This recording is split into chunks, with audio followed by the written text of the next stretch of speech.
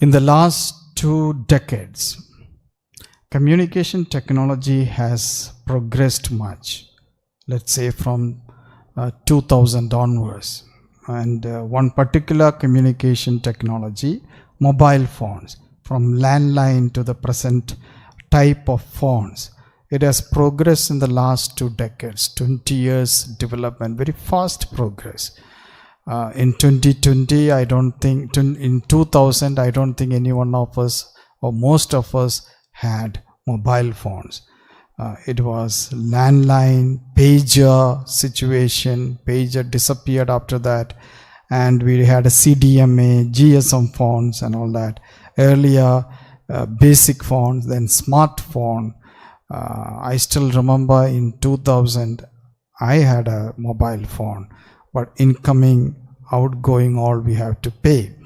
And very few solutions at that time. I had a phone. I had when I was in Rome and brought it to India, and many people used to see how the phone functions and all that. Now almost everyone in India has a mobile phone. If there are 10 people in the family, 10 phones are there. Earlier landline only one, but mobile phones are according to each one in the family. Now this particular small gadget, I'm using it for playing the hymns from here.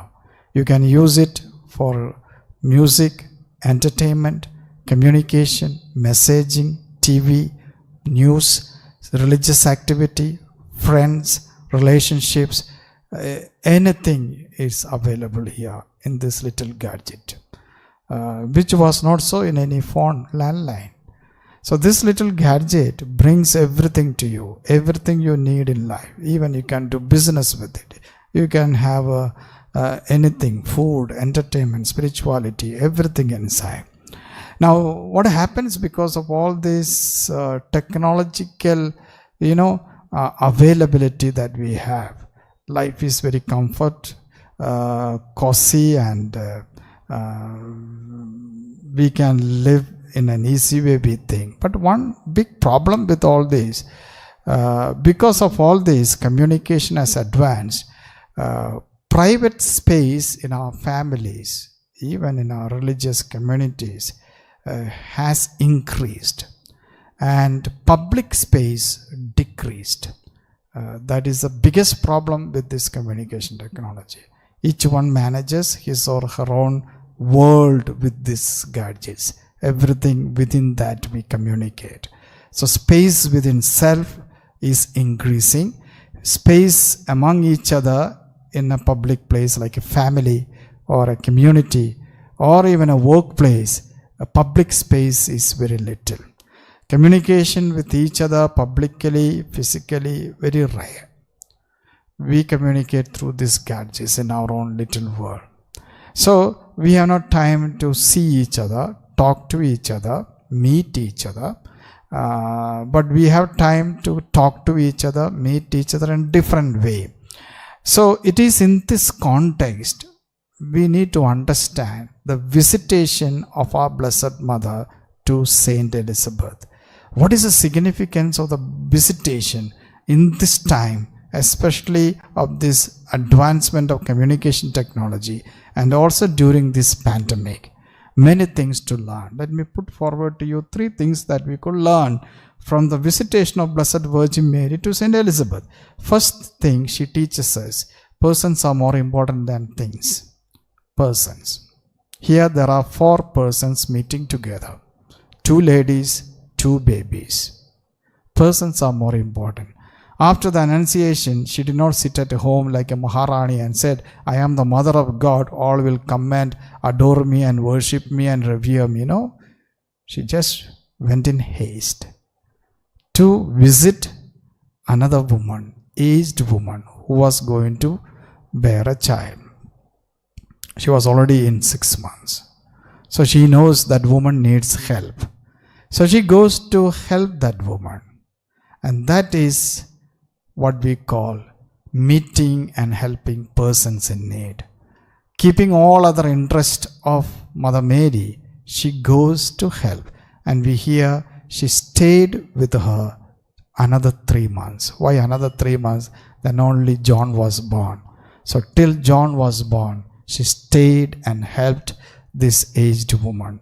Very sensitive to help a person in need. Today we need this. Sensitivity to help people in need. People may be suffering at home. People may be symptomatic or asymptomatic. But the eyes and mind more than the eyes.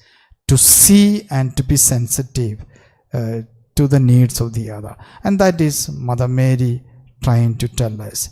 Persons are more important than things. Second thing, giving is more important than receiving. What did she give?